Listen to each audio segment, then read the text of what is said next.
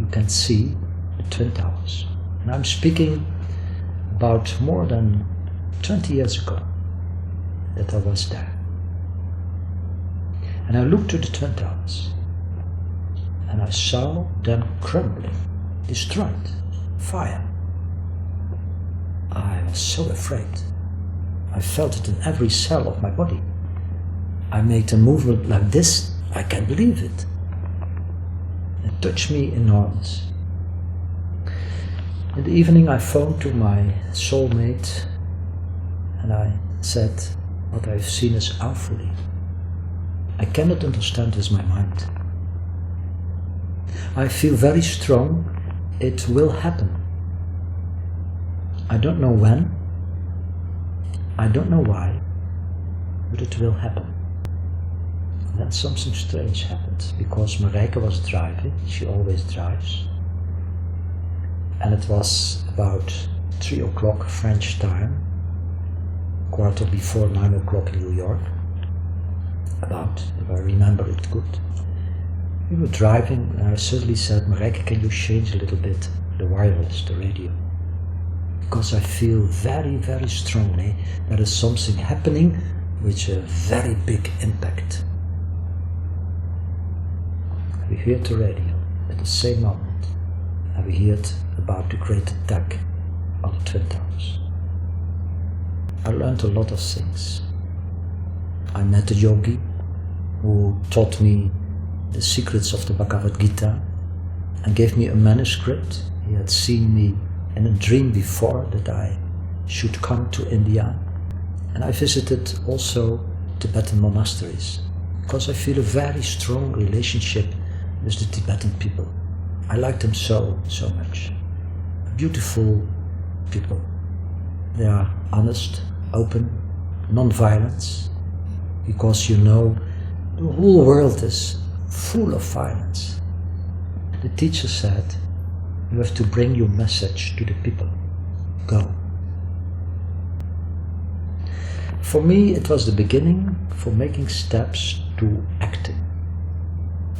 Acting on a base from trying to be every day in what Gandhi calls ahimsa, non-violence.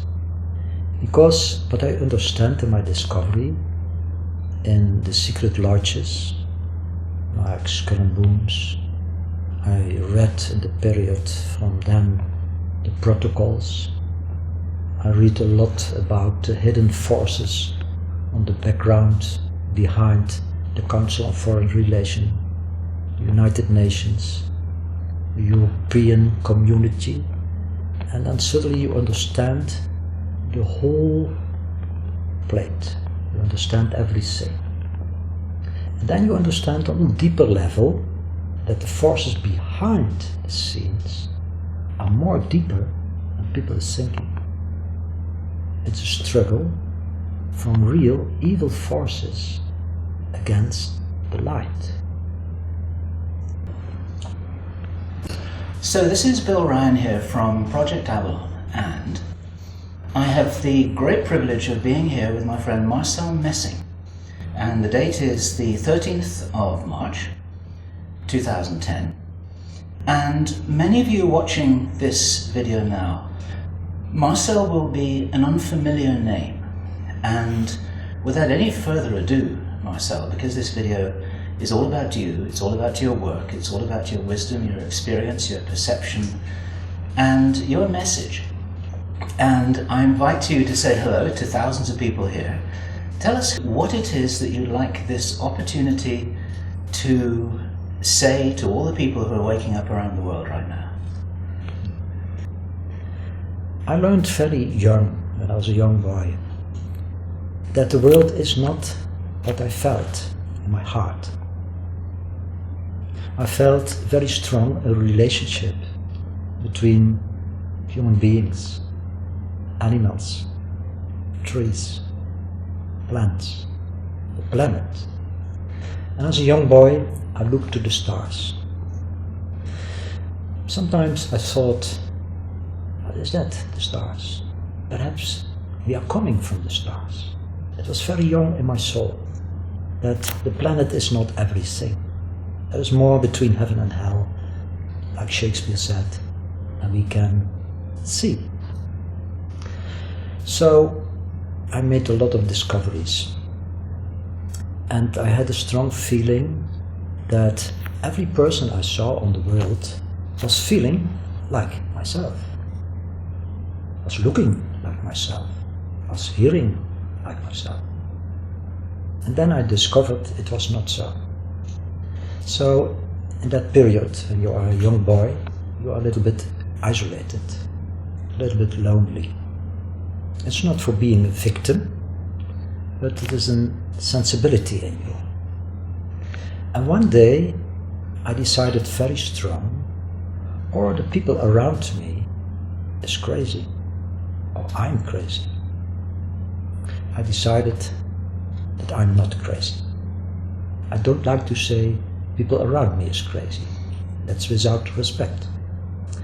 But I thought and I felt very strong, be what you are.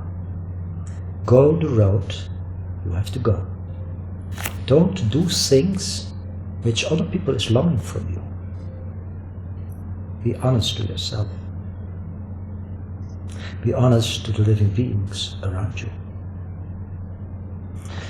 So my journey started very, very young. I never lost a very strong feeling in myself that you are a spiritual being. Later, if you make studies, and I'm educated in a family with a lot of study, a lot of interesting things for knowing, but I realized very strong, the most important is not knowledge for your head, but knowledge for your heart. So when I walked into nature and I looked to the birds, I heard the whispering of the trees, and I saw the sky and the stars. I had very young, a very strong feeling, everything is one. We are one. After the time you are going to grow up and you made studies, later you are going to the university. It was allowed that I studied anthropology and philosophy and comparative religion. You realize that you take these studies for knowing more with your heart, for comprehending more who you are, what you are. Of course, I heard from evolution theory. And in my profession as an anthropologist, I'm educated also, for instance, with the theory of Charles Darwin. But I had such a lot of doubt. I read other books. Very young I made studies from Uspensky and Gurdjieff, Krishnamurti, Ramakrishna, Ramana Maharshi, later Balsakar. I made studies from the Veda, the old wisdom of India, the Advaita Vedanta, the non-duality. I visited teachers in the Zen tradition and Buddhism. I made voyage to India, met a lot of very, very good people. So at the university I realized you are learning here things which are very interesting, but it doesn't touch my heart. And I stand still to the word university. You know, on the university you have a lot of faculties, a specialist. And I discovered that a specialist is someone who knows a lot of things from less. He is specialized. He has loosed oneness. So, in science, I discovered you cannot find the truth. There's even a sort of mind control, what you have to learn. For this moment, I discovered, for instance, that the theory of Darwin is plenty of lies. It's not allowed to say it at university, because you cannot take your degree if you say that. But later I decided I'm going to study Darwin, all the things which has appeared. I learned that human being is not a material body or a brain. We are totally conscious, really conscious. It was a very long journey for discovering that. And then suddenly, after some experience in your own life, which is sometimes difficult to speak about it, now our time is more open, you can speak about it, I realized what I felt as a little boy, that oneness is our base. It's the base of everything. We are one, and we are oneness. And then you look around you and you see a world in separation, struggle, war, hungry, earthquakes, seaquakes, a lot of power, people who are stealing a lot of things, some people who are so rich that you ask the question, you pose the question, how is it possible? Do you need all these things? And I was in a conflict. And my search began, what is evil? From where it is coming? Because I had a strong struggle with that. I couldn't understand. And I thought, I want to know the root of evil, why it does exist, why it is. So I made studies from the background, from Nazism, fascism, communism, and I discovered a lot of things you cannot find in the well-known books in history. Things which are forbidden to speak about it. And I wrote about it. I wrote also about what can meaning the truth for you. What is the truth? Like Gandhi said, truth is God. And then you see that we are entangled in a network of lies. So, after my university, my studies in the university, I was a time teacher on the high school. I had the possibility to teach a lot of students, thousands of students, and I liked my profession. I gave teachings in anthropology, philosophy, comparative religion. We had beautiful dialogues, meetings, and we made a search together to what is truth. And I said to my students, I'm not interested in your end result after the examen. I'm only interested if you are going to be a good human being. That's the most important. After being teacher for 13 years, for thousands of students, they asked me to become scientist in a big library in Amsterdam. The library is named Bibliotheca Philosophica Hermetica. There you can find back all the old knowledge from alchemical tradition, which is coming from the Arabian world. You can find the information about the great mystics from the East and the West, like Meister Eckhart or Jacob Böhme, or from Sufism, Halai, Tabriz, Rumi. And I could immediately recognize it because as a young boy I made studies from all these religions, spirituality, because it was very strong in my heart. I would know what is the truth. So if I came in the library in Amsterdam, I had the possibility to make the studies about the ancient knowledge, which I had done years before. I was seeking, speaking with wise people, making voyages to several countries. And we met in India, even in the forest, some beautiful teachers, not well known, because often if you are not well known, you can be a very good teacher. It's simply. So we met someone in the forest. It was like an energy of love, an energy of light. He told me things, and I learned a lot of things. I met a yogi who taught me the secrets of the Bhagavad Gita and gave me a manuscript. He had seen me in a dream before that I should come to India and that we had a deep meeting.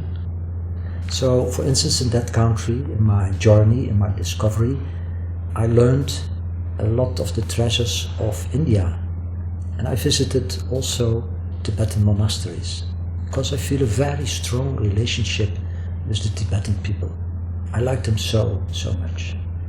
Beautiful people. They are honest, open, non-violence, because you know the whole world is full of violence.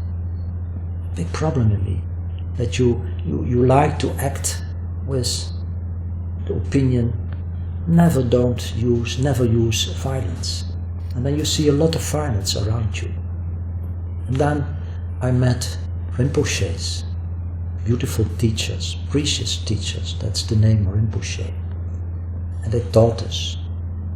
They taught a lot of things which you can realize in your own consciousness. I talked with people who were tortured, and what they said touched my heart completely. That they could bring the torture to a higher level than their personality. That they do it for compassion for the whole world. So we could make some projects in India. We could build some buildings for helping the people. And on my journey there, I learned a lot of things.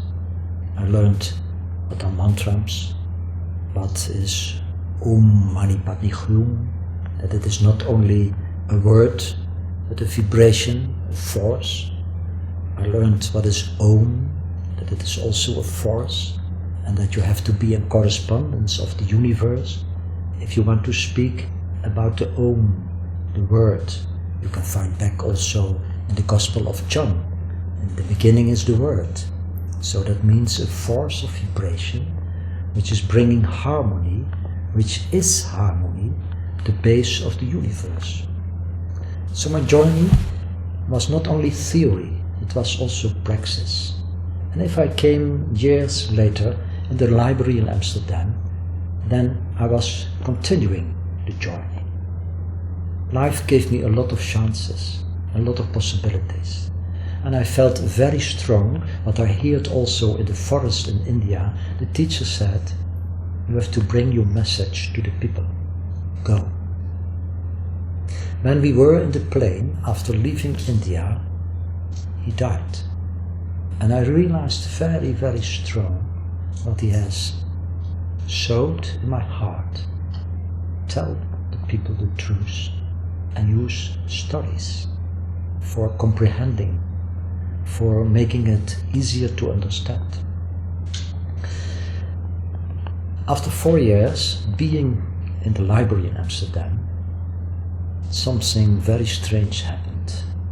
I had contact with a lot of people in Europe, also in the United States, and they asked me to go to New York for a Grail manuscript from Du Bourgon.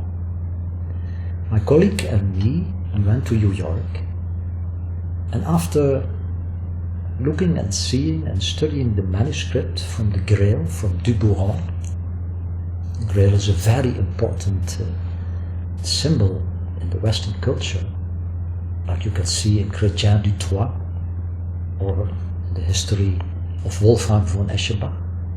And the third manuscript was Du Bourron, the Grail manuscript. After talking about the manuscript, I went to the Empire State Building. I don't like these things. I feel me very strong a stranger in the technological cities. It's not my world. I like the forests, the mountains, the trees. I speak a little bit the language of the birds. I speak with the animals. I feel a very strong contact with them. So if I am in a big city with high towers, I feel immediately that's not in the measure of human being. I prefer the oaks, the trees, the birds, the crying of the eagle, and the language of the deers. So I was high in the tower of Empire State Building, and I looked, and in the view you can see the Twin Towers. And I'm speaking about more than 20 years ago that I was there.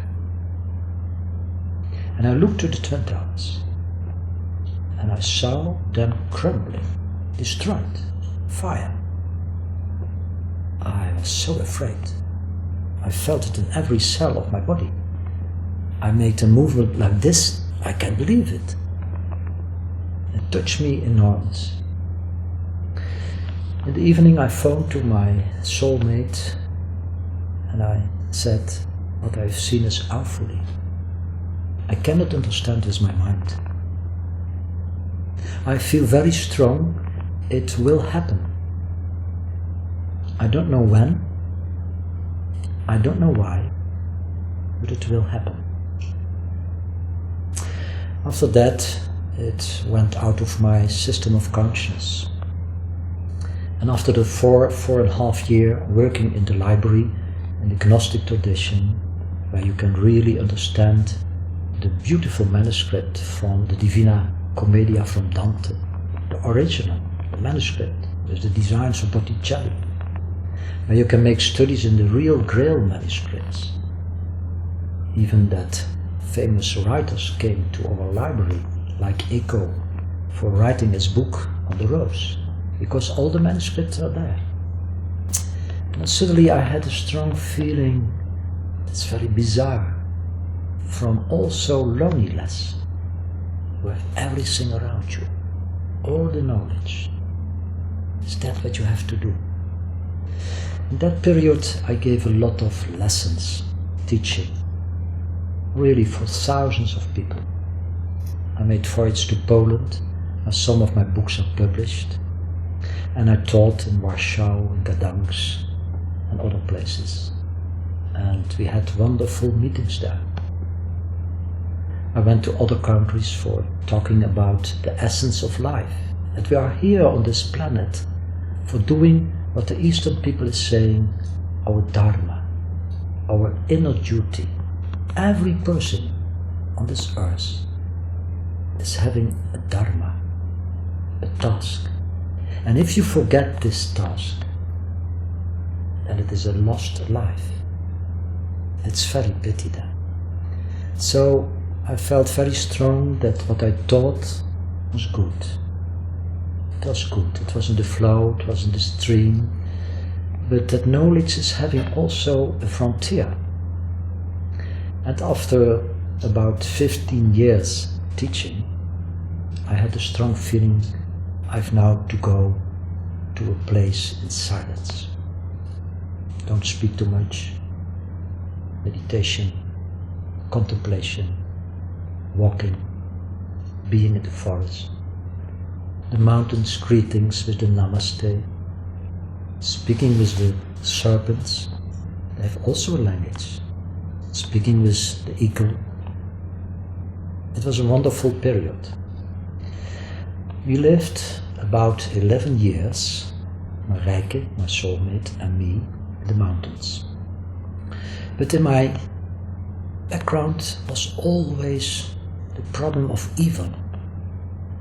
Every time it came back. In the mountains we made studies from the Bhagavad Gita. I had received a wonderful manuscript from a real yogi. Every day we started the day with a meditation, with a book from the history of spirituality, sometimes from the Avesta, the wisdom of Persia, or something from the Veda, the wisdom of India, sometimes from mysticism, Meister Eckhart, Sufism, Rumi, Halai, other important Sufi masters. And I realized that more and more all the things you studied came literally in consciousness. It was as if everything which was unconscious came to a level from knowing with the heart. Because often we have the meaning that a book cannot help you.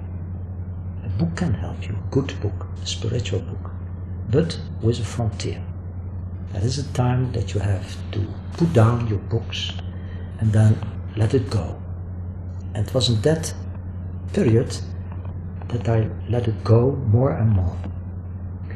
Then I had some experience in the mountains which remembered to another experience I had when I lived in the Netherlands.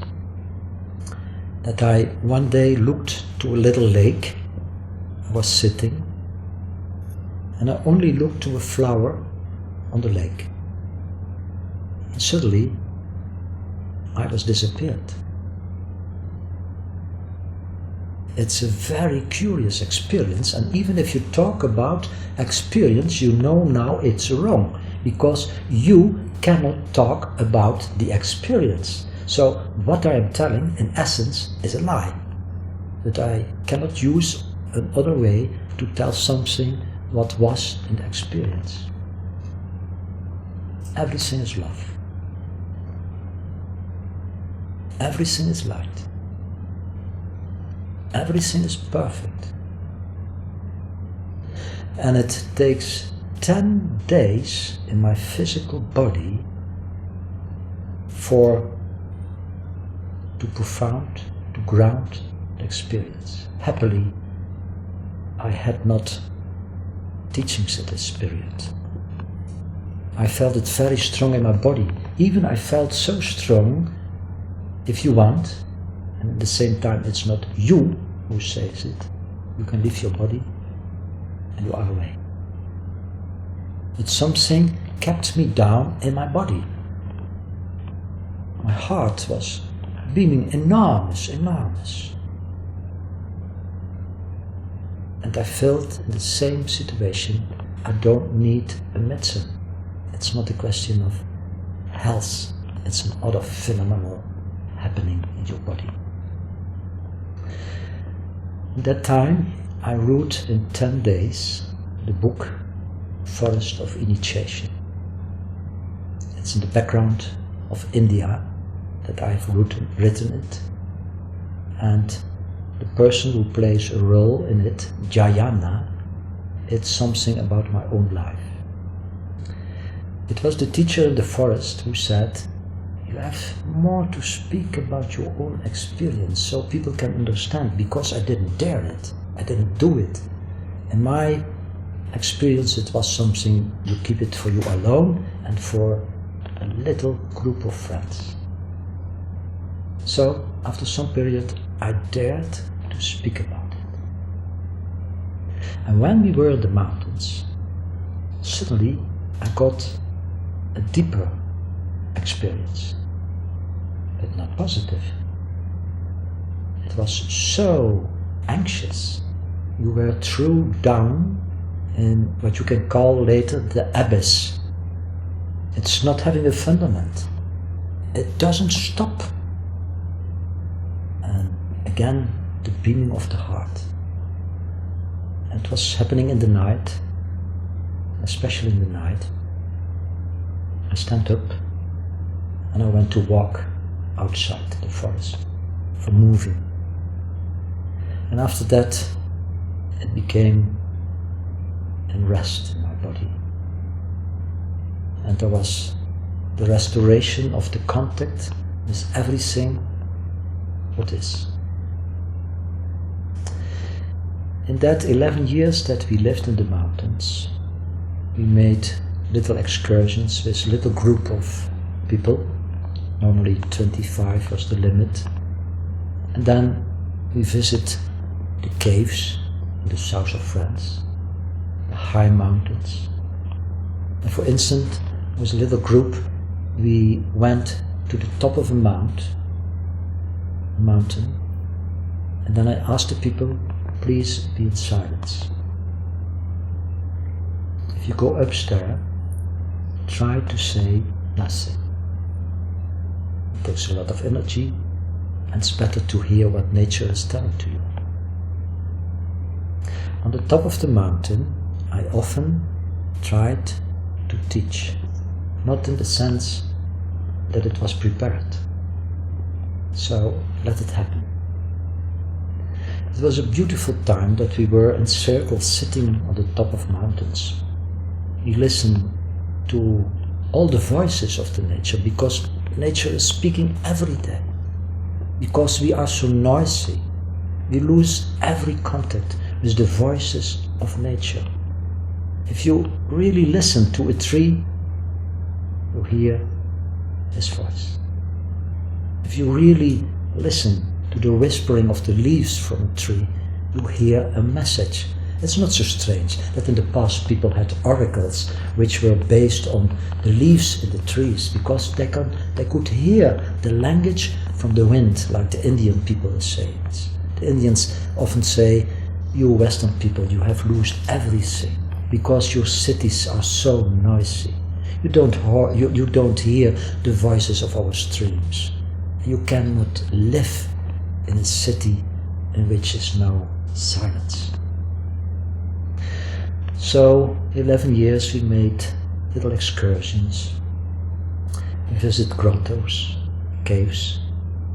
In that period I gathered a lot of information about the history of the Cathares, a wonderful group of people who lived in the Ariège, the south of France, who had the ancient knowledge from the Essenes, from which the beautiful Master Jesus came out. Forbidden knowledge in the Roman Catholic Church, because if you have to know what he really was, that he was also a poet.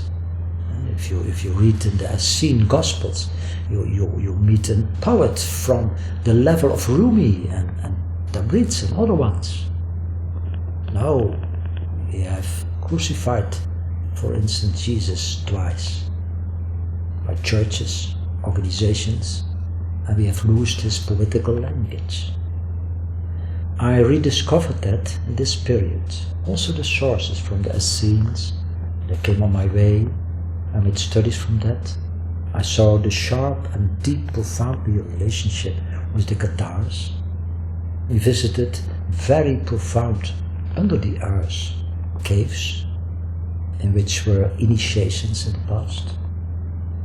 And I gathered a lot of information, spoke with people who had the living word from the history.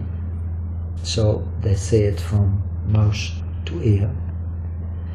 And then suddenly after the period of 11 years living there, I felt very strong. You have to go back to the Netherlands, to Belgium, for teaching more openly. Because it was also a little bit a flight to go to the mountains, but a beautiful flight. I took silence for myself. I took contemplation for myself. After such heavy years, it was necessary. But then I felt very strongly, you have to go back. Okay, we took the decision. We had an offer of a house in Belgium. We bought the house. And then we made an appointment with the movement from the house. You have to take a little take. What's the word in English? We say the removal company. The removal company. Okay. So we had made an appointment with the removal company, and I remember it very, very, very strong that he takes this agenda, and we asked, is it possible to move 9, 10 September, or 13 or 14 or 15. No, he said in French, que le 11 septembre, only 9/11. So I was not thinking about it. The day before, I looked at the stars. And exactly 9/11, we moved. And then something strange happened, because Marijke was driving, she always drives.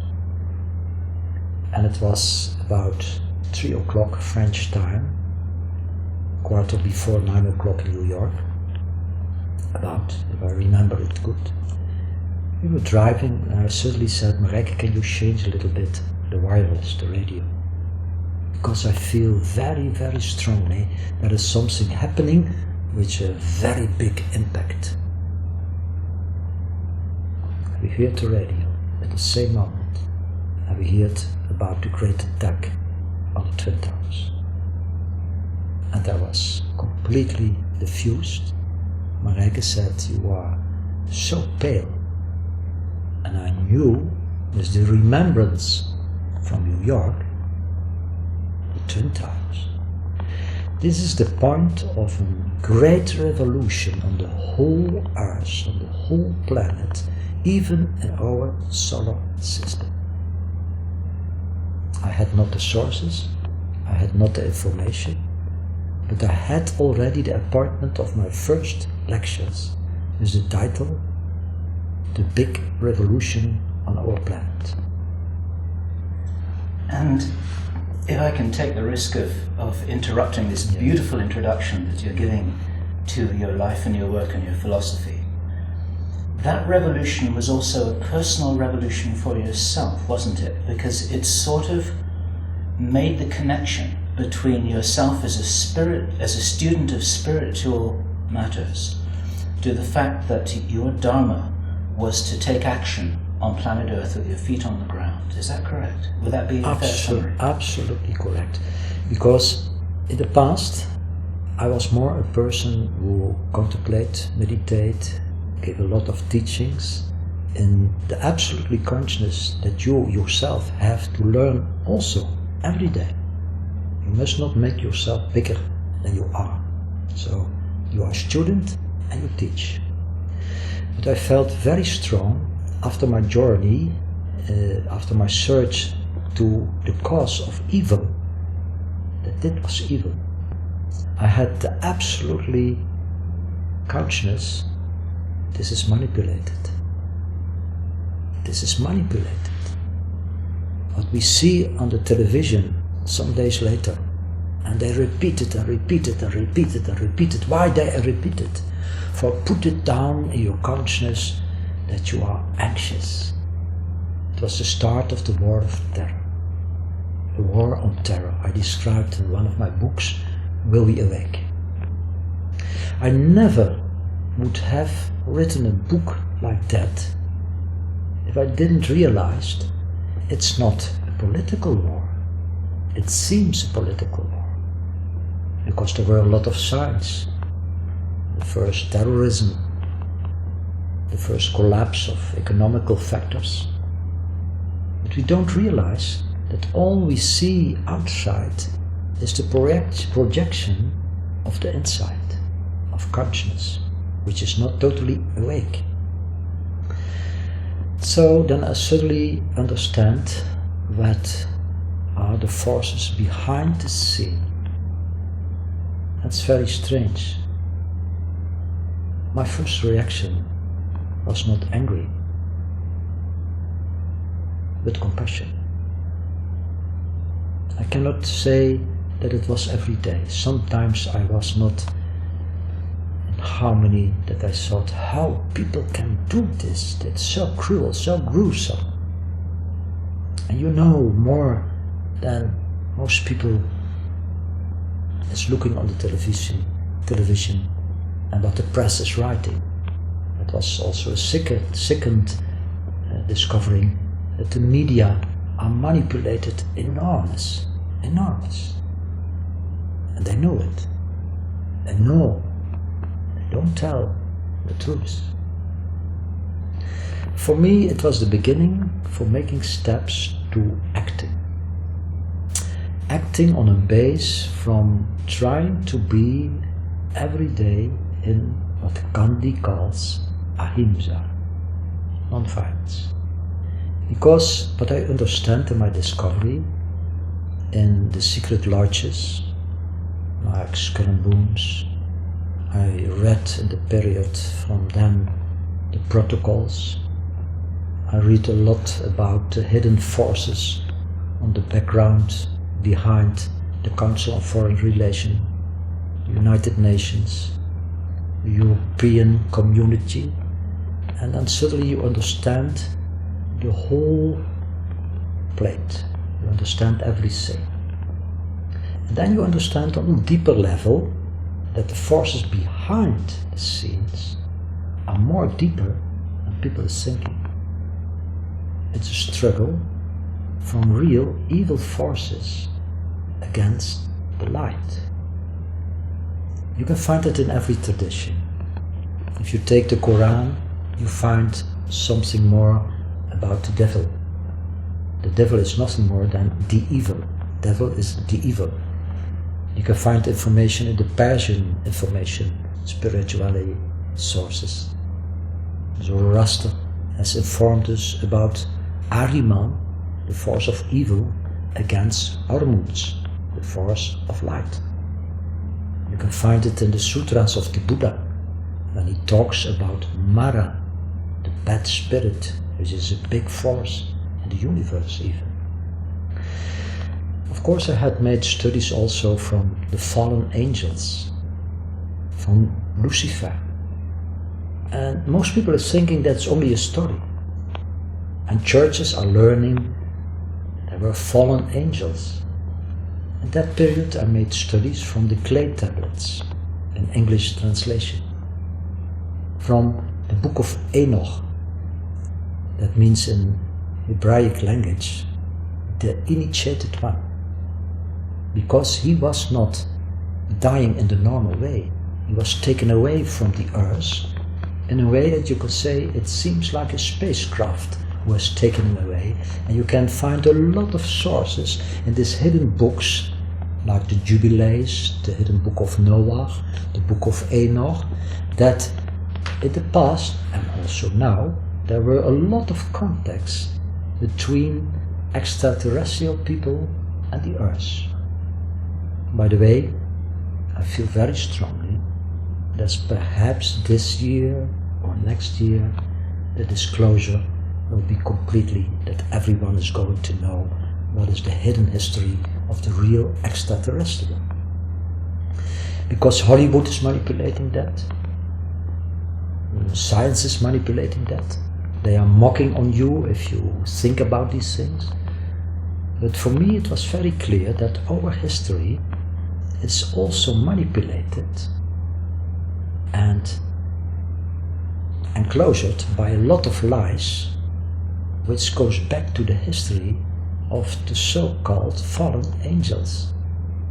For instance, if you take the book Enoch, you find back that in groups of 50 persons they landed on the mountain Hermon. You can find it also back in the Dead Sea Scrolls, the fallen angels. They are described as big, great people, sometimes giants, Nephilim in the Hebraic language, or Bene Gach Elohim, the sons of the gods. They were here on earth. Even in Genesis you can find some texts, church has manipulated that, put it out. You can find some sentences that in this time the giants were on earth and they interbreeded human being, the women's. So in my search to the evil, what's the background, why we don't know, I found very strong that our planet Earth is manipulated since thousands of years through people of another planet, and you can find it back in the mythology from every culture of the history of the Luciferians.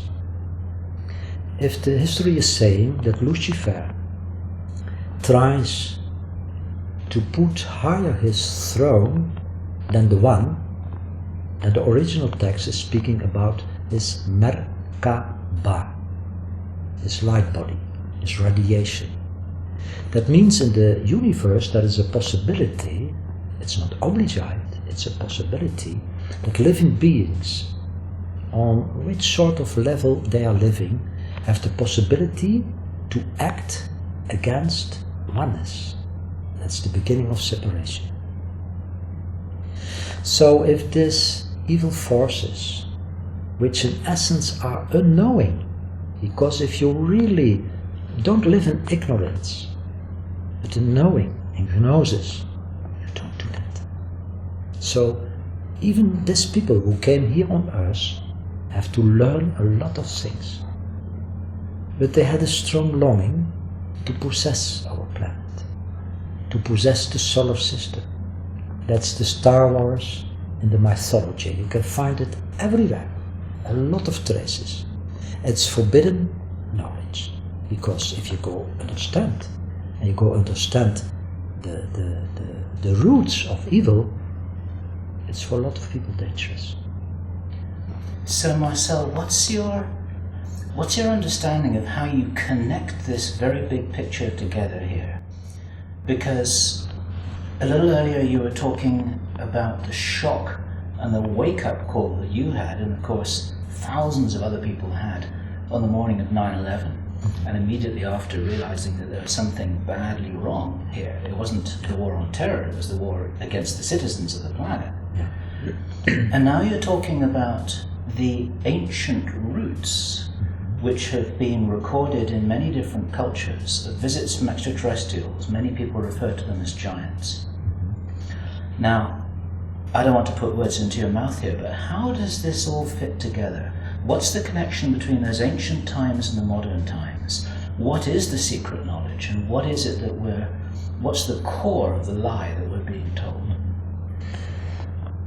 The secret knowledge is that most people on this beautiful planet doesn't know that they are manipulated in a very, very big sense in every level of our society.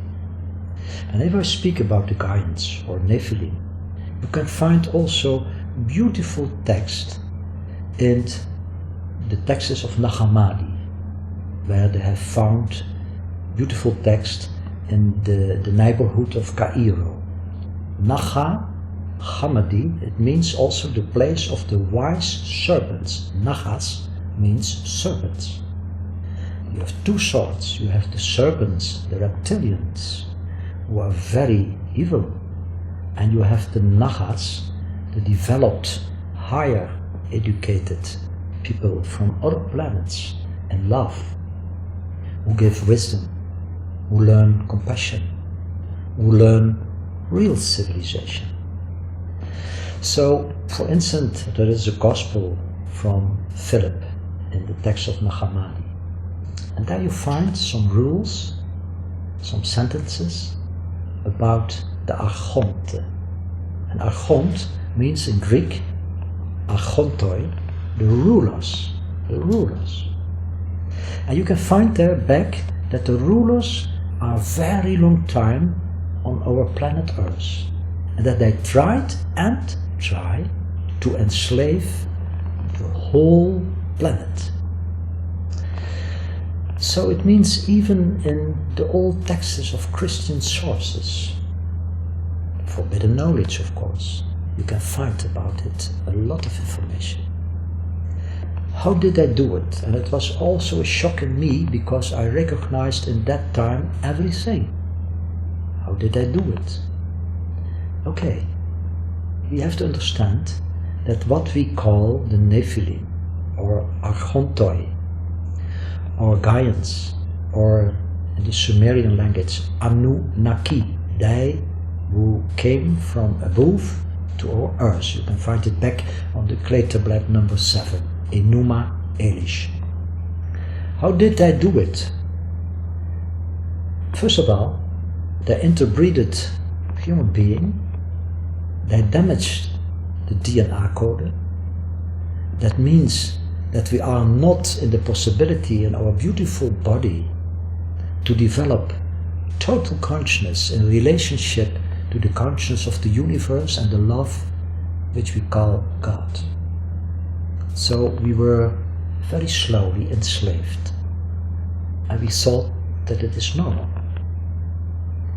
If you make studies of this history, and we make a big jump to our time, after 9/11, you see very quickly the system of control, Patriot Act, biometrical passport, scanners, more satellites, homeland security, cooperation between secret services, a lot of things as data banks, DNA banks.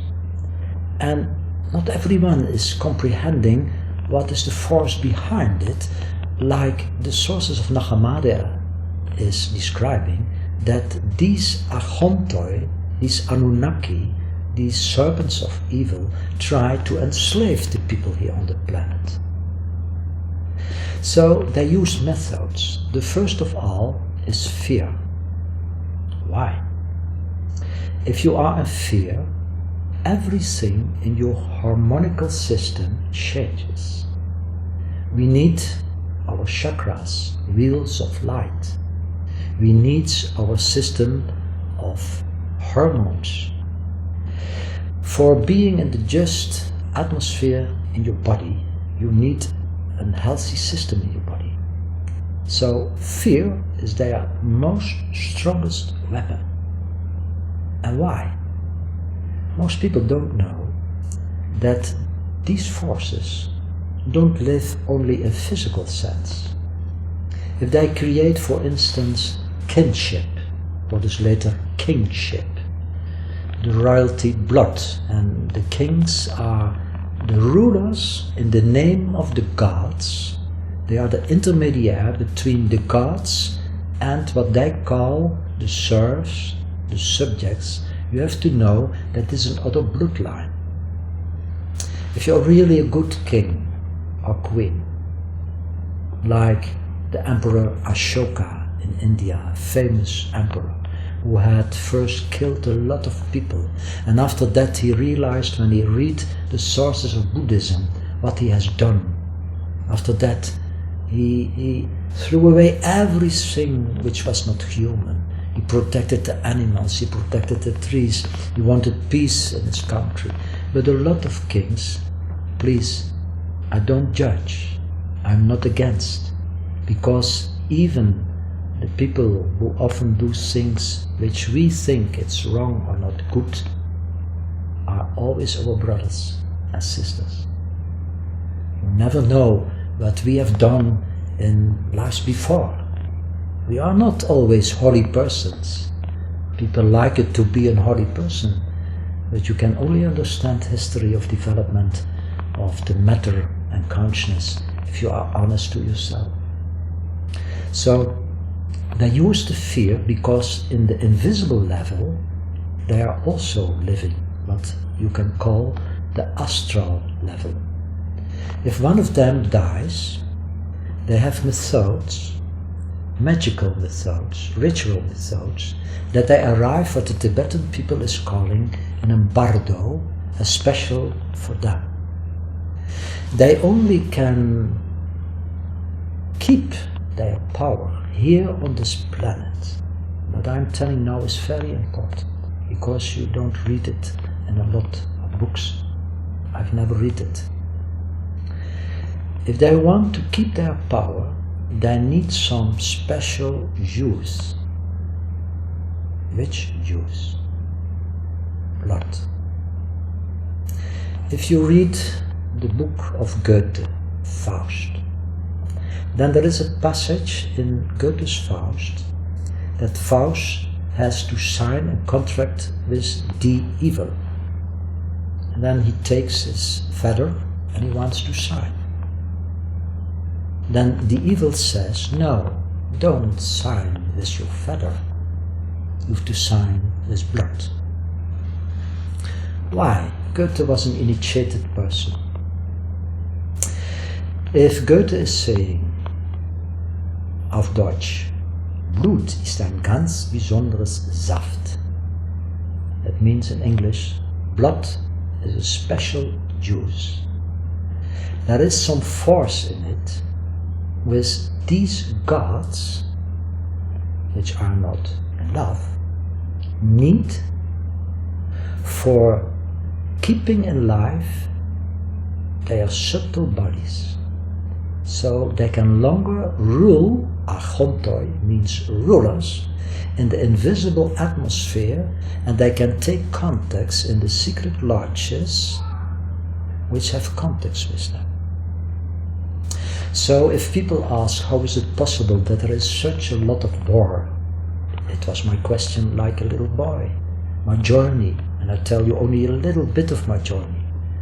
I often couldn't sleep. Why there is evil?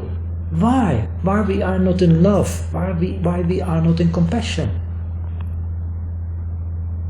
And my discovery was that these evil forces eat, drink the negative forces from fear.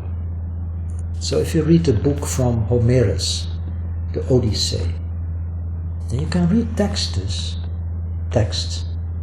that some people have to offer to the gods with blood. So bloodlines means they have a special DNA and a special sort of blood, but in the measure of soul we are all the same. So why the Anunnaki came here, the Archontoi, the Nephilim, the Bene Chacherochim? We can say, okay, they have taken our planet. But then you forget one very important text in Nag Hammadi. I tell you what, I read it by accident this morning. I was a little bit writing for a new book, and I took the source of Nag Hammadi, and then you find a little text. In the time that the Archontoi, the rulers, thought that they do the evil with their free will, it was Big Spirit who let it go for learning people. That's very important. If I play a game with children, perhaps we can have a lot of fun. But if we don't realize that it is a play, and we make an identification, even the evil forces who have to learn, and we have to learn, are in danger. So, at the one side, we are in a game, we are in a matrix, and a lot of power use fear, bomb attacks, economical crash, climate gate.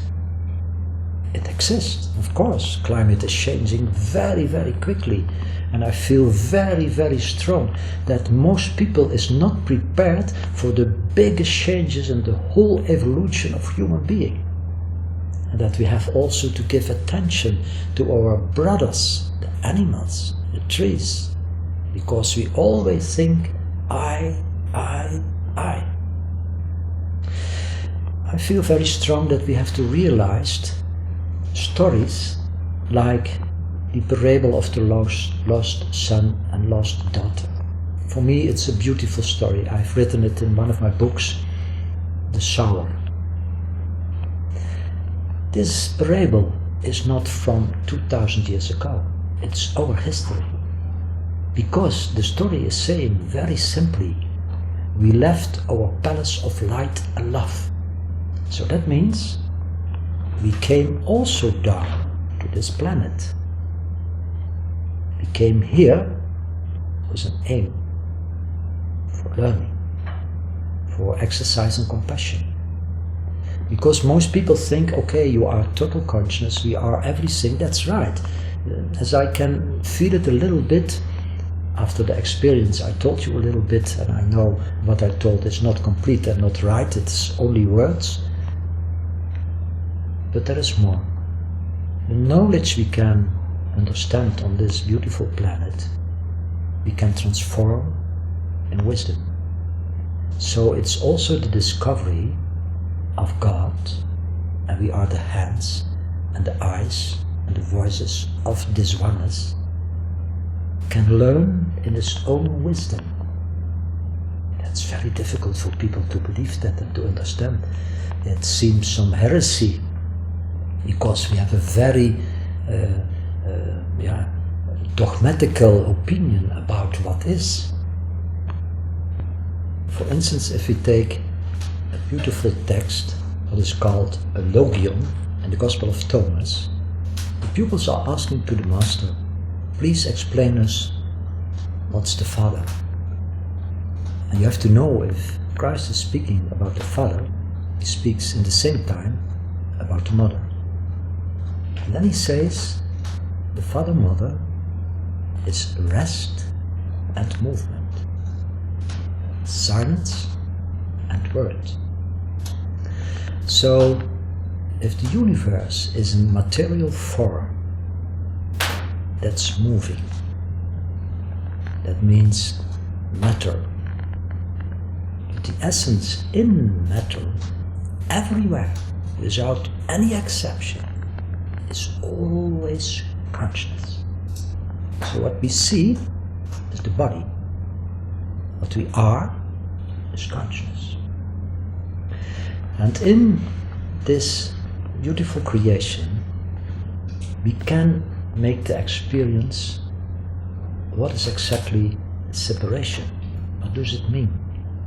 So if the parable of the lost son and the lost daughter is saying that we left our light palace, and Christ is saying we are light, you are light in light, and you can find it in every tradition of spirituality, everywhere, then it means that if we descend to this planet, and we are a spiritual being, we are not descending from an ape. Persons who like to tell it, okay, take the conclusion for yourself, but not for me.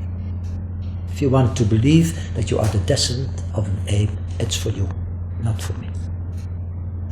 We are a spiritual being, and we got closest of matter.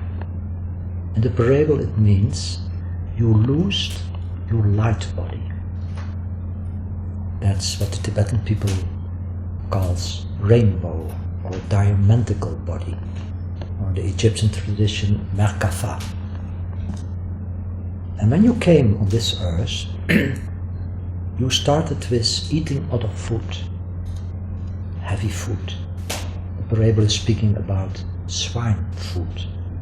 That means no vitamin, no living food, dead food. And it changes everything in your body, your consciousness. So this little parable is saying you lose not only your possibility of the light body, you are heavier and heavier in matter. So if the Anunnaki forces understand this also, and they like to take us in slavery, they develop, with their money, systems for staying in matter, like nihilism, like Nietzscheism. The philosophy of Nietzsche is pure atheism and materialism, or communism, or absurdism. That means they play the game that we don't wake up. They know exactly how they can create philosophies, theories, like the protocols is saying. We let them believe in Darwinism and Nietzsche and communism. But if you are really in your consciousness, you know it's a big lie. If the story, the parable is saying you lost your treasure, that means in the Eastern tradition you lose your cities, your spiritual possibilities. We have internet, we have GSM, UMTS, satellites. But we have lost the possibility that we can see with the third eye through matter. So we trust our technical evolution, and they like it. They give you everything. They give you internet, they give you a GSM, they give you satellites, they give you technology, nanotechnology. It's not bad. It's not bad or good. And at this time, we have to use it perhaps also. But if you use it, do it in a conscious way. Because at this moment, for instance, you can reach a lot of people if you use internet in a good way. But use it in total consciousness. It's a temporal instrument. So the story says that time is coming that the lost son and daughter will awake. You can find the same story in the Eastern tradition. I told it to you this afternoon that I found this morning a beautiful story in the tradition of the Mandayas. The Mandayas is a group like the Essenes. And they speak about Mandahahai. And Mandahahai means God, inner knowledge, gnosis. And there you find the story that the prince leaves the Palace of Light, that he comes in matter, that he visits Egypt and other countries, that he changes his food, and he forgot his destiny, and he didn't remember what was your first question. What are you? Who are you? He was so profound in matter that he forget the question which the Father Mother has said. Okay, we take a time your light body. You can read it in this beautiful story. You take your light body. You go with a matter body and other subtle bodies, but you lose a little time your light body. For you have to be very profound in matter, in the situation of separation. You lose everything. It's memory. What is the father, mother, the king and the queen in the palace doing? They sent an eagle, and in the back of the eagle is a letter. Of course, the eagle is big spirit. The letter, they are the messengers. A lot of messages, plenty of love are coming every time to our planet.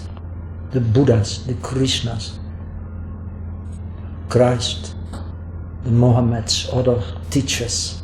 They come here for learning us in a system which is good at that time, but later you have to grow up and coming beyond every system of religion.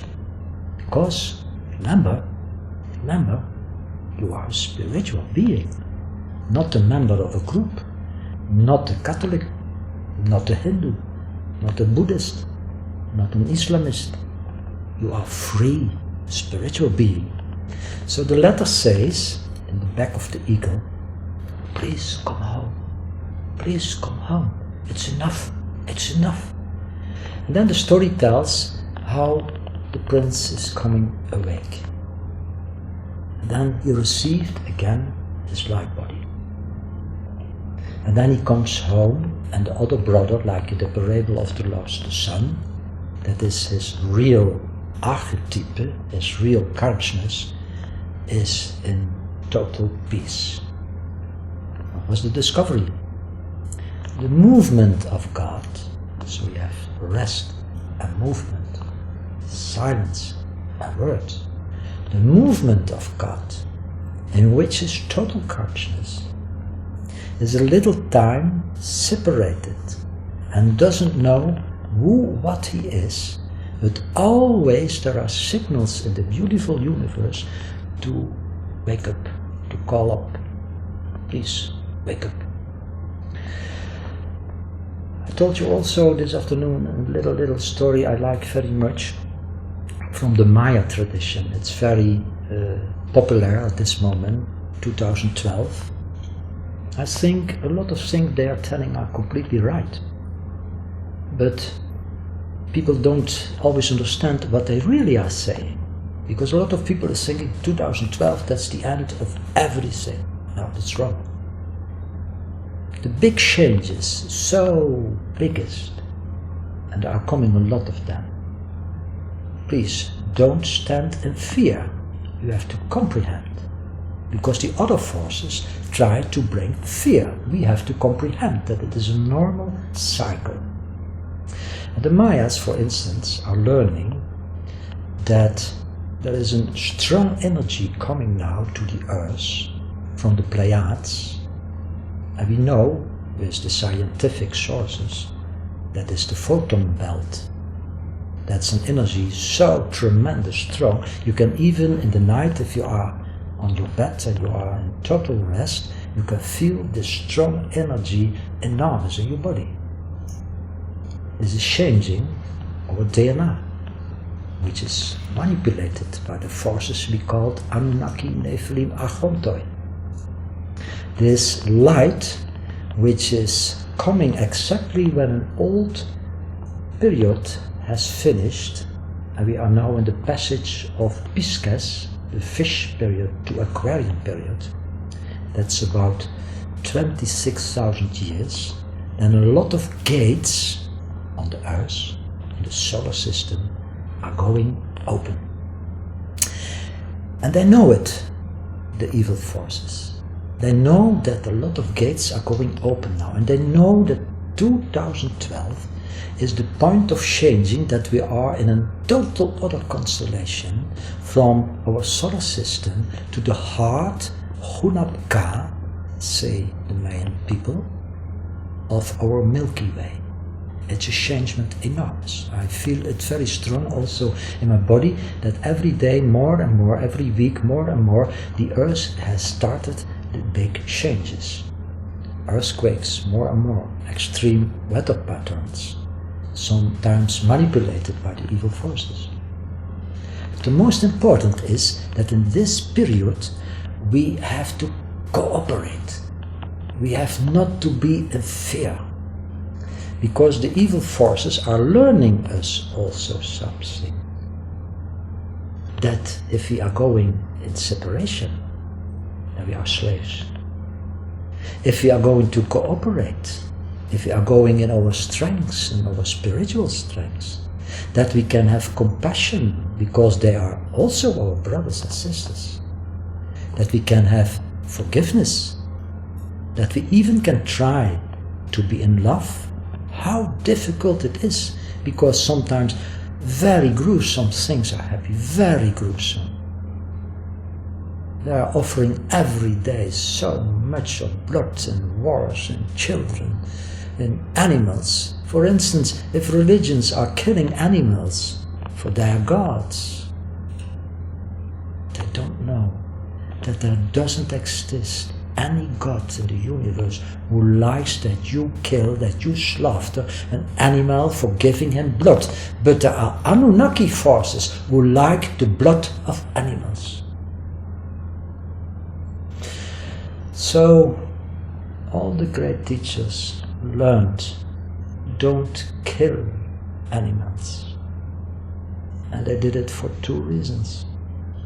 They have right on their lives. And the second, they only said in a secret group who could understand. It's food, drinking for these forces. So a young boy who made the search, wherefore there is evil, discovered that it is a possibility in the universe, in the play of forces, and that evil only can exist if people is not awake, if people is in ignorance, if people don't know how invisible atmospheres are working in our material atmospheres. And if we understand that, then understand we also what the Maya people is saying, that 2012, that's the year of the return of Quetzalcoatl, that is their serpent god, who is having feathers. Some people are thinking, oh, that's an Anunnaki god, a reptilian. Perhaps. I think it's something else. In the alchemistical studies you can find a snake who bites in his own tail. And it means that we are not living in a linear time from the past, now and future, That's what modern science has learned us. But we are in a sort of matrix and a recycling system, a box. And every time, if 4 great periods has finished, what the Hindu people calls yugas, and on a bigger level, kalpas. You can find it in the Babylonian science from Berossos when he speaks about the big period of the universe. If it is finished, and now, in our time, it is nearly finished, that means a big period from 26,000 years and bigger has been finished. We are in the passage of Iron Time, the time of evil, the time of not knowing who and what you are, the time of slaughtering, the time of murdering, the time of loneliness, the time that there is not a good relationship between woman and man, the time that young people are becoming gangs or don't know what they have to do on our planet. There are sometimes so beautiful people here. I don't speak about the indigo children, which have a special task, but also the other young people. They want to do something, but they don't know, they cannot do it, and then they form, for instance, gangs. It's described in the old knowledge in India, what they call the Purana, the knowing of the ancient wise. So if we understand what the alchemical knowledge is meaning by the Ouroboros, it means things are repeating each other, not in the same measure. There's always some changement, not in the way like the President of America is telling that. Variables. At the end, you stay in the box if you don't rebirth. Because what people doesn't know, and I learned it very strongly also from Buddhism, we are the producers of mind energy. And as long as our mind is having as a base desire, we feed our desires. And the Buddha, for instance, is speaking, there will come a time that you stop with that. He calls that nirvana. That means it finished. The Cathars called it andura. That is an Occitan word and means you stop with it. Because you see the system of recycling, and what we call reincarnation is true. It exists, but it makes not free. So when I taught the time with the Tanka of the Buddhists, you see in the nucleus of the Tanka the people recycling. A lot of people don't know that the people you see in the nucleus recycling in several conditions of consciousness is also the Buddha. So in the nucleus is also the Buddha, but in movement, in separation, in persons. The real Buddha is outside the Tanka, outside the cycle. That means our Buddha spirit, our cosmic consciousness, is the master of time and the master of space. And as long as we have desires to stay here on this planet, which is beautiful, but with desire, then we stay here. It's the gift from the universe. You like it? Even in suffering, sometimes people are in ignorance that they create new energy in their mind for a new rebirth. Therefore, the great teachers learned you have to take a second birth, and they don't mean reincarnation. For instance, Christ is saying, if you don't rebirth from water and fire, you shall not reach the kingdom of God. Everyone knew water, the stream, is inner knowledge. Fire is the spirit of the universe. So if we are going to change our behavior, if we are going to see that everyone is your brother and your sister, that even the thought they are evil and I'm good is a form of separation, then we can make the jump. It's not you who are doing that, but the jump can happening, that everything is okay. Everything. Does that mean that we don't have to act? No. You can live in the same time in two levels. The level you know and the level from suffering. There's such a lot of suffering. And what do you like? You like that it stops the suffering, the pain. So then you are going to act, but in a way that you are not attached to the fruits of your acts. You try that you are a vehicle, that the great energy, the spirit of fire, is working through you. You are, in real essence, a persona. Latin for per, through, sonare, it's tuning through. Now we have a very, very difficult time. But we never have to lose our hope. I can understand that some people lose their hope, because the pioneers which are here on our planet Earth have to do a tough job. Sometimes some of them are very tired, I can understand it. People don't know what they are doing, they are really heroes, not in personal sentence.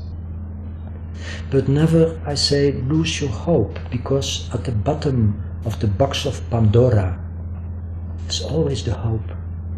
And the return of the serpent with the feathers means that the new cycle will start with consciousness, who you are, what you are. And then we can make the step that it is really eternal in our consciousness. We can come out of the box.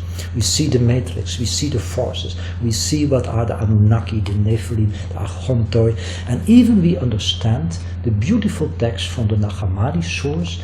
They think that they are the doers. That's tremendous. No. The spirit of love, let it go, for giving a very, very profound lesson. Now, I hope I'm clear in telling it, I don't know. No? Okay. This is wonderful. Let me ask you a little bit about hope, because as we both know, in President Obama's pre-election propaganda, the word hope was very much used and abused as a way to sort of control people, that there was always going to be something tomorrow. It was never defined, it was never described. It was always, well, you know, okay, we're sorry we don't have any money, we're sorry that you've just lost your house, but there's hope there somewhere. And it kind of kept people on the hook. It was actually used as a control mechanism. Now that's not what you mean, no, is it? No. You mean something profoundly different. Profound, yes. And what I'd love you to talk to in this conclusion of this, in this conclusion of this video, is the revolution that you described, which you experienced personally following the events of 9/11, and the reasons for optimism, the waking up that you have witnessed, the very factors that are changing the planet, that are influencing these dramatic times that we're in the middle of here, are also waking people up. They're slapping people around the face, and it's a call to action for all the people who are here for a purpose. And many of those will be watching this video, watching many others as well. They're hungry to learn, they're hungry for information, they're hungry for a direction. They want to know what to do, and they want to know how to be. Is there a way that you can connect all this together in a way that gives people reason to believe that this game is not over? I'll try. First of all, I'm glad that you interrupted by the theme of hope. Once I was very strongly touched by Krishnamurti. I had met him once, it was enough. And I remember in one of his books he says, you have to lose all your hope, because hope is future. Why he did it? For the reason you explained. That's the false reason. That's what religions are doing. That's what presidents are promising. They say, we are going to change everything. You have not to lose your hope. That's not what I mean. What I mean is that the base of universe, in my experience, is really truth, love, light, immortality, no beginning, no end. So if I use the word hope, I mean you cannot change the base of the universe. Even the Anunnaki, who means that they can change it, they can never change it. They can change situation a little bit, but they also are suffering. A lot of people is thinking that these milliardaires, now you have a new milliardaire in Mexico, Mr. Slim, and then you had Buffett and Bill Gates. This is all children play. To become a milliardaire is not realizing that you are an inner millionaire in spiritual sense. So you lose your soul. So what can we do when the world is now in such a dramatical situation? And I mean it with all my heart, with all my possibility for explaining it. We are in a very dangerous situation now. Because the forces behind have a strong agenda. If we respond this agenda, because we are knowing more and more how it is functioning, with aggression, or being angry, or without respect, we do the same. So we have to use the force and the possibilities we never used on our planet, because it was manipulated, it was forbidden, it was used and abused in songs, in literature, and people use it like I don't know what, but the word love is not a word, it's a force.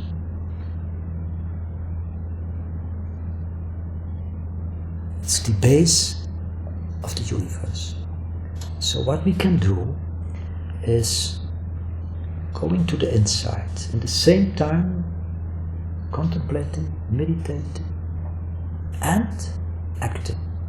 Organize. Young people, I say often in Belgium, in the Netherlands and other countries, please organize yourself. Speak about the questions. Speak about your fear, your feelings. Tell each other. Make studies, make also meditation. Start you coming together with a beautiful piece of music, what you like, what's beautiful for you. Please, in harmony, start with that. Start with a beautiful text and speak about it. Organize yourself, because the biggest force on our planet is that we organize the deepest feeling human being is having, love. The most critical period now in our evolution is asking not to spoil the energy of oil outside and gas. No, it is to use the oil inside the lamp of our body. We are the virgins, the wise virgins, the wise souls. And the bridegroom, that means nothing other else than an enormous energy, is going through our solar system, is going through our earth, is touching every living being. Also the persons who mean that they can rule, they are also touched. And I can tell you from the deepest of my heart, if you like it in the next years, 2.5 years, and then a biggest revolution has ended for a new possibility. If you like it to be in power, more richness, you are poor human being. So I look in the camera, and my message is also especially for them. I don't accuse, I don't judge. Please, if you hear this, look to yourself. Is this your destiny? Plundering the planet, taking away everything. The cause of hunger, the cause of weather changes. Is that your ultimate goal on the earth? I'm absolutely convinced there are forces, plenty of love, will change all these situations, not like a deus ex machina and is coming here, okay, we are cleaning it for you. We have first of all to clean the planet by our free acting. Never forget it. Never say, leave it to God. In our deepest bottom of our heart is the spark of God. So we have to do the job. And we never can resolve the biggest problems which are now on our planet. By violence, by aggression. We lose the struggle. We have to go beyond the struggle. We have to go beyond religion. We have to go beyond political systems. We have to go beyond social systems. And the most important for the young people, we have to go beyond our fear. Come together. Meditate. Pray in the way you want it. Share your experience. Come together, international, national. The wake-up call is not for struggling with aggression, but for waking up in our consciousness, because consciousness is such a strong energy. It's the strongest energy in everything what is existing, in everything.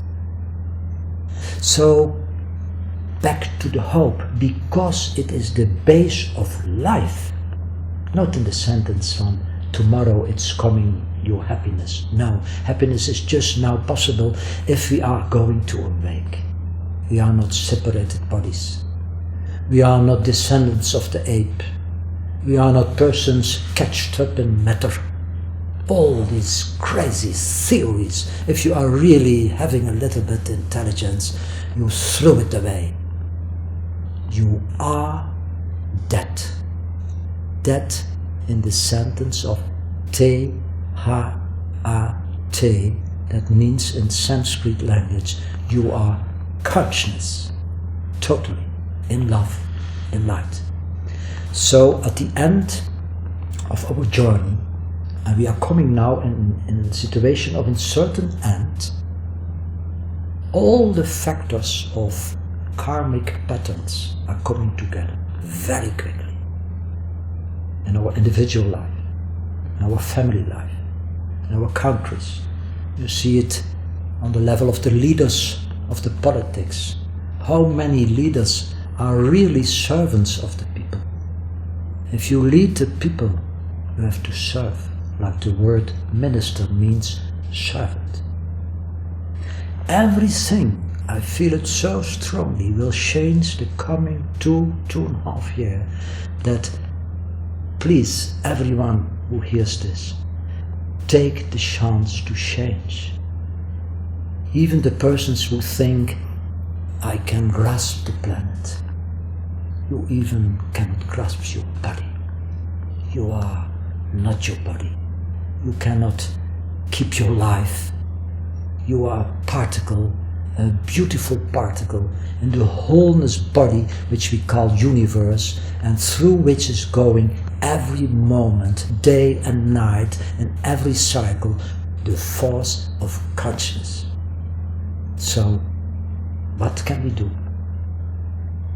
Go back to what we are. That was your first question.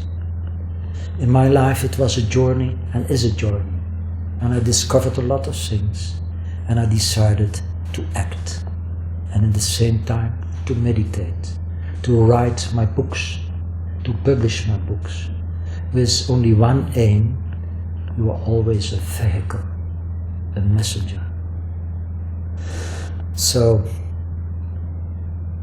This is what your name means, isn't it? Am I right in understanding that? A little bit, yes. A little bit, yes. Messing means in the alchemical language, he or she who is making relations between everything. That's the first meaning. That's very so appropriate. you make relations between everything what is.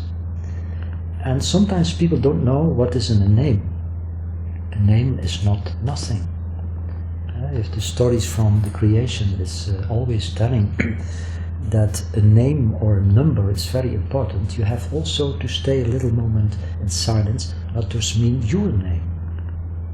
I will not say it's always valuable for every situation, for every person, but sometimes it's an agreement.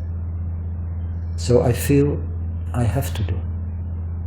For me there's no other way. It's what the teacher in the forest said, you have to do your dharma. Then you feel every day, even if there are difficult moments, and they are, of course, you feel that you are protected, that love is taking you on your road, and that if I look to you, to other persons, I look to myself. To the self. If I hit you, or I threw a stone to another person, it's to myself. So please stop with all the walls in Israel. Stop with the wall in China. The old walls we had in Berlin. The new walls in Egypt. Walls means that we are in a separate situation. All the beauty of all the people, these varieties of colors and religions, are rays of the same sun. Yeah. The invisible walls that we all have between us as people, which in many ways, despite our electronic age that we live in, they're actually stronger than they have been before. Many, many years ago, at the times of the Depression, when people were in real trouble, they helped each other. And I'm not so sure that people are so willing to reach out and help one another now, because we live in so much spiritual isolation and loneliness, even though we're connected electronically. There's a paradox here. And one of the things which I have been talking about, and I'm sure you will agree, is that we need to re-establish the idea of community. Community in the true sense of the word. Togetherness. Community as a human race. We're all here on Spaceship Earth. We have to take responsibility for all the people, all the animals, all the ecosystem that's been so destroyed, for everything that's not right. It's not suddenly going to be all over in 2 years' time. No, absolutely not. But what you're saying, if I'm understanding you right, is that we have a window of opportunity which is open still for us to reach a tipping point of capability between us to actually reclaim the situation as our own. And then after that, I would personally suggest that then there's going to be quite a long period of cleanup to be done, because we've made a mess of this place. And it's all got something to do with all of us. And that felt like a statement, but actually it was a question. I'm very interested to know your view on that. I think I can agree with a lot of things you are saying. In the first place, the electronical world is only a surrogate. It's a virtual world. And therefore I said, you can use it, but if you use it, do it in consciousness. Because what is really important is what you say, the community and the real essence, that we can look in our eyes. I don't say I look in your eyes, we look in our eyes. So the cage from the electronical revolution is also having a bad effect on our body, on our subtle bodies. And they know it, of course, they know it. They try to throw us and to take us in the cage. You can only change that by being in the consciousness. I've not the idea that everyone is going to change in the next months and next years. That's impossible. And I feel also that nature is giving more chances to the people who cannot awake at this moment, because the snake is biting anew in their own tail. The people who can make themselves free, totally free. And perhaps, like the Buddhist tradition is saying, come back in another time like a little bodhisattva for helping. Like Padmasambhava with a lot of hands for helping. That means also, okay, 2012 is not the end. It's growing to what you call the tipping point. We have a lot of possibilities now. It will be sometimes dangerous, sometimes very intensive. Please try to stay in your rest and go with the movement, and at the same time act without acting. But I'm sure that the world after 2012, in that sentence I agree with the Mayas, will be changed enormous. All the people now in politics who are making their big business and big towers and big plans. Sorry, I have a smile for that. Because you think then that you are the architect. That's not right. That's not right. I didn't learn that in a church or in a synagogue, in a mosque. I learned it in my own consciousness, that the real architect you cannot find in a lodge from Freemasons or other esoterical tradition. The real architect, arche, tekte, means we are not the builders of the universe. We are the spring, the drop in the ocean of consciousness. And if it melts together, that's the namaste in the Eastern tradition, that means the duality is one, then you are the ocean. And you cannot say, as ego, I am the ocean. The ocean is there. So we are going to have a very important time, a time with a lot of surprises. I think a lot of things are going to happen. The possibility is there for a lot of people to awake to the truth, to awake to the question who and what we are, to awake that we all are brothers and sisters, that we cannot understand the creation without respect for the animals, the plants, the stones. Everything what is here in our planet is having a function. If you steal the oil, or if you take the gold, you don't realize that they have a meaning in the body of Mother Earth. But you cannot say he or she is the thief, because we all use that. Please don't make a wall, they are the bad, we are the good. We have to realize everything is interconnected. That's what Buddhist teachers learned to me. Paticca samuppada. That means everything is having a consequence. I like to use the example that a little calf in a herd from, for instance, thousands of cows, every time find back the mother.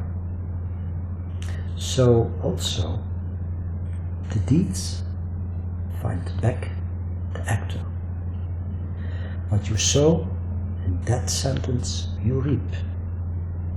Even the forces who think that they can rule the planet have never to forget that this order, and I don't speak about new world order, this order is the base of harmony in our universe. So what you sow, one day you are going to reap. And perhaps you think, oh, that can take a lot of times. It will come. So let us make exercise in more profounder things as compassion and forgiveness. Because we can help each other, and in that sentence also ourselves, if we can stay in the force of forgiveness. Because if we have not forgiveness, then the seed of karma will be the cause of a lot of new suffering. Only if we have really discovered the most profound bottom of why these things are happening, we are growing up in compassion, forgiveness, understanding.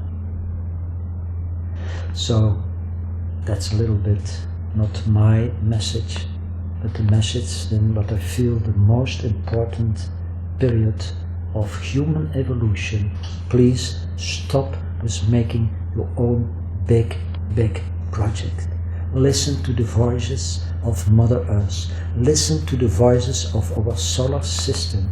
Look what is happening. Look what is happening with the sun. That he is changing enormous. Look to the planets, that they are changing enormous, that there is a revolution in our solar system. And what are the most people doing? Making new projects. Oh, that's totally crazy. Stop it. Listen. It's not too late. It's never too late. It's too late if you don't understand what I mean by never. Then the gates closed.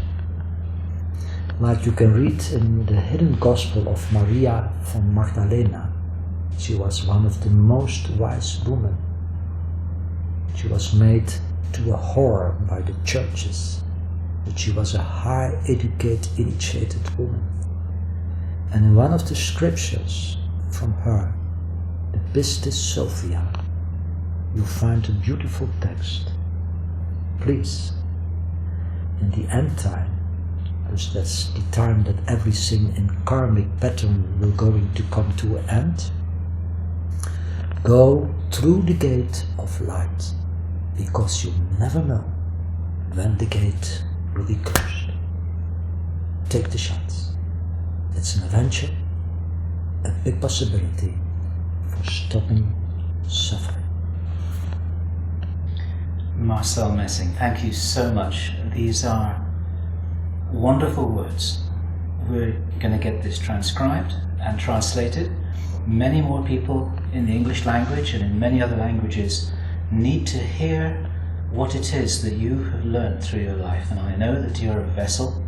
This learning has been coming through you.